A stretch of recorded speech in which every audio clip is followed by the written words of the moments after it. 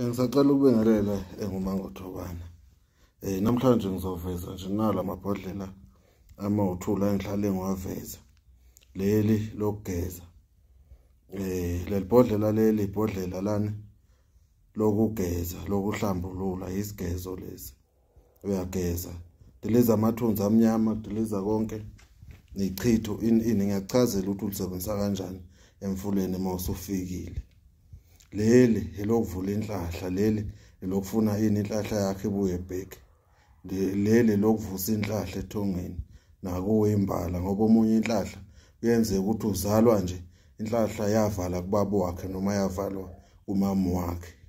Uyena owavalwa izinto zakhe kwathiwa wonke umuntu azomzala kahlupheka azafe. Wena usugezile uyaqhuma uyaphalaza izinto zakho asihlangani.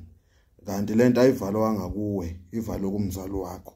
Ngike ngithi ke mawulisebenzisa ngikutshela ukuthi noma kuthiwa akasekho emhlabeni kuba khona izinto ozenzayo nezinto ozikhulumayo mayelana nabo abazali bakho mawulisebenzisa la inhlahla yakho la isuka khona ngoba phela uma ungaphumeleli wena usuzamile konke kwangalunga kusuke caca ukuthi lento ayenziwa ngakuwe.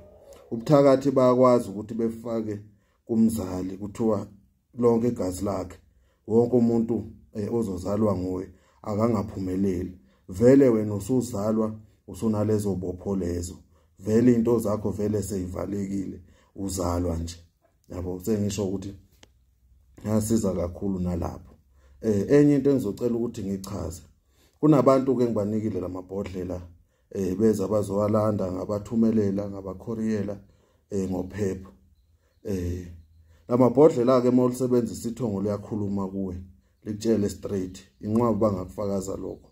Kodwa ukuthi angithanda ukuthi izinto ezimfihlo zabantu ngihambe ngiyiveza kuphila ko TikTok. Imfihlo yomuntu. Mase ngizala leli bhodlela leli abaningi leli bomvu inhlahla ivulekile abanye bawina. Uzomuntu engifonela mkhulu ngizothenga inkomo ngenza umsebenzi, ngithenga imbuzi ngenza umsebenzi zokwenza iladi. Yabo ungaqala uyenze leyo nto ungakangithinti ngoba kusho ukuthi ithonga ilona elikuthume kimi lathi wozolanda into yakhe. Abanye bayawaphupha ngisho kwaphupha inqwaba bawaphuphayo kuthiwa bawalande. Yabo uma usese likusebenzele mele ungitshele mkhulu naku selingenzele kanje bese ngithi uzobonga kanje wenze kanje. Yabo ngoba abanye bayenza nje umuntu esebona imali esiningi evele ebiza umndeni wakhe ahlabe imbuzi ahlabe inkomo. Yabo siyathokoza kakhulu Mangothobane.